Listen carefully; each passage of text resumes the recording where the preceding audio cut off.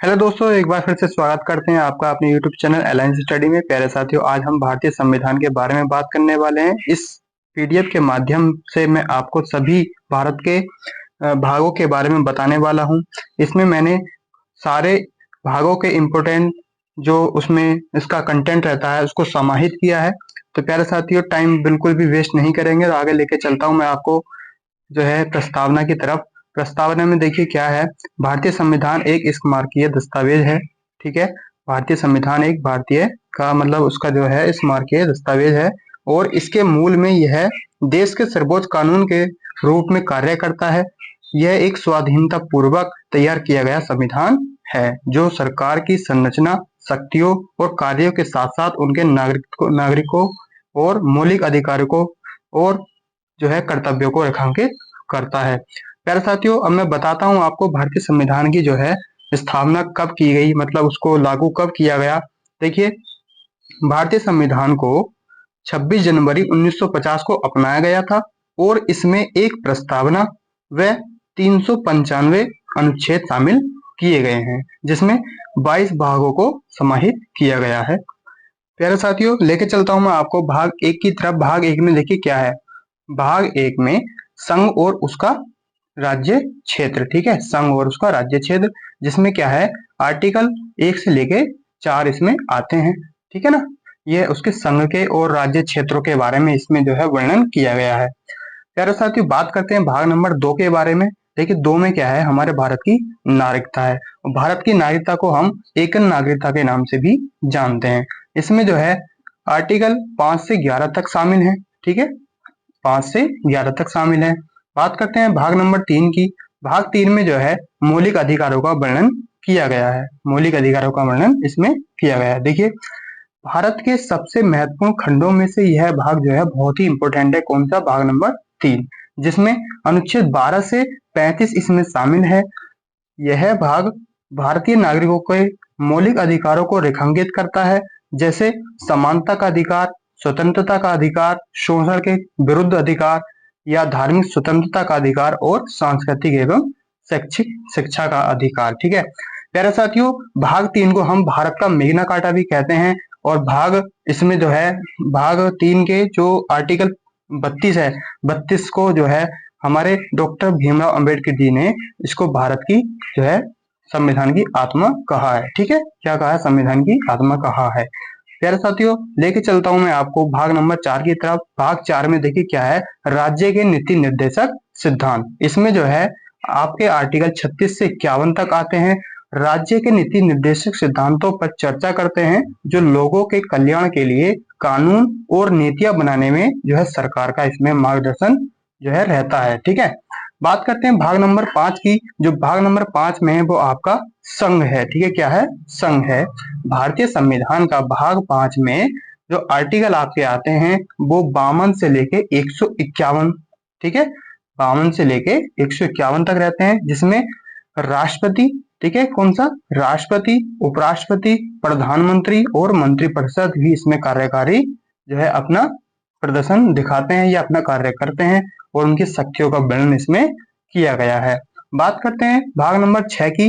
भाग नंबर 6 में क्या है? राज्य है। ठीक है, इसमें राज्यों के बारे में जो है लिखा गया है, बताया गया है।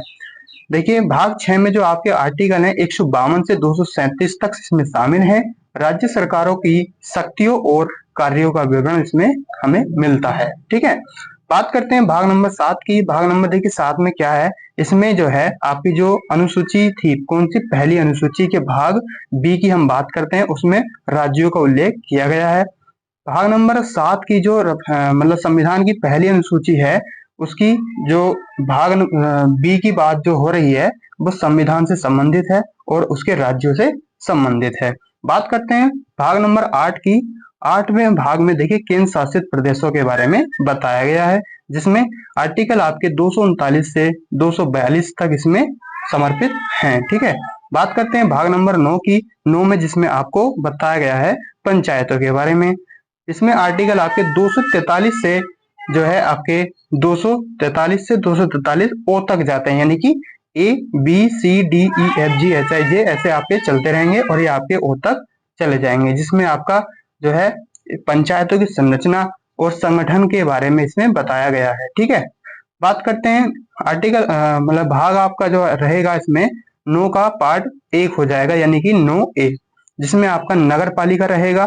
ठीक है, नगर पालिका रहेगा, उसमें आपके जो है आर्टिकल रह जाएंगे, इसमें पी तक रहे थे, मतलब ओ तक रहे थे ना, तो इसमें 243 से 243 पी से जो है 243 जेड जी तक चले जाएंगे, यानी कि इनके खंड बन जाएंगे, जिसमें जो है नगर पालिकाओं की चर्चा इसमें की गई है। ठीक है, बात करते हैं आगे भाग नंबर 9 का बी पार्ट, इसमें सहकारी समितियां रह जाएंगी। ठीक है, कौन सी सहकारी समिति रह जाएंगी, और उसमें आर्टिकल उसी के अनुसार इसमें बढ़ जाएंगे, इसमें पार्टों को इसमें जो है बताया गया है। बात करते हैं भाग नंबर 10 की, जिसमें 10 में अनुसूचियां और जनजातीय क्षेत्र हैं। ठीक है, अनुसूचियां और जनजातीय क्षेत्र हैं। ठीक है, भाग 10 में आपके आर्टिकल नंबर जो है 244 से 244 ए तक इसमें हो जाएंगे, जिसमें अनुसूचित जाति जनजाति क्षेत्रों के प्रशासन पर चर्चा इसमें की गई है।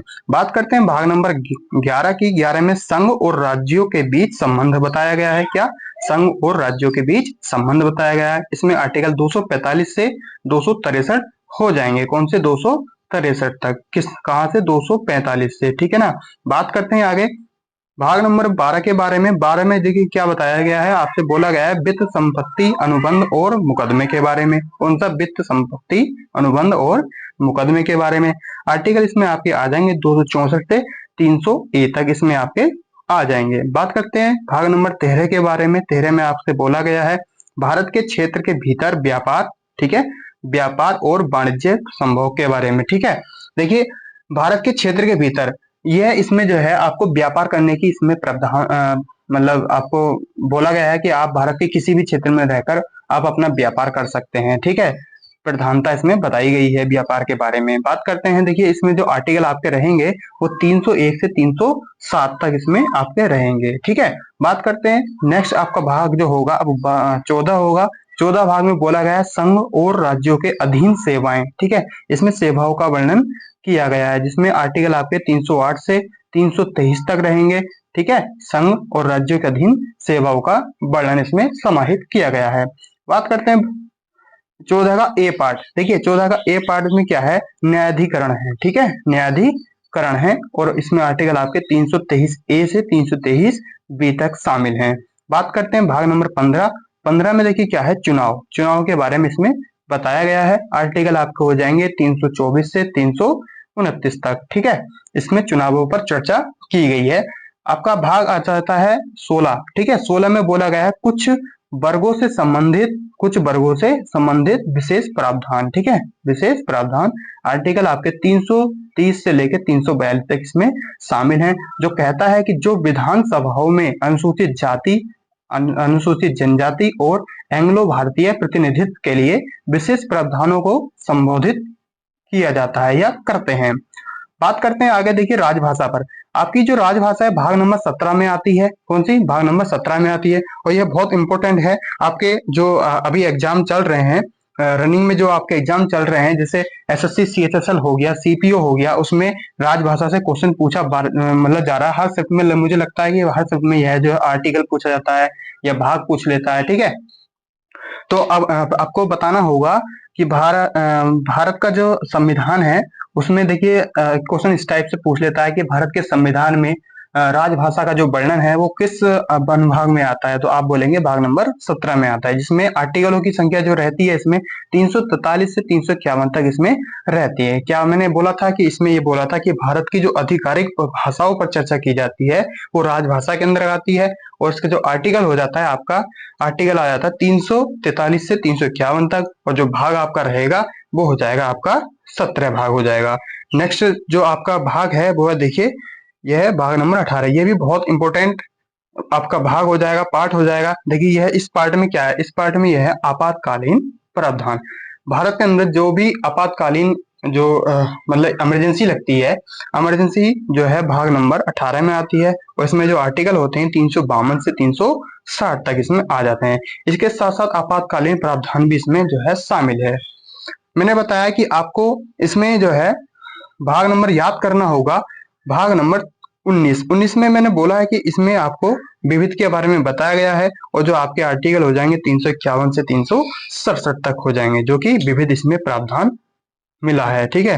भाग नंबर 20 में बताया गया है कि संविधान का जो है इसमें संशोधन। ठीक है।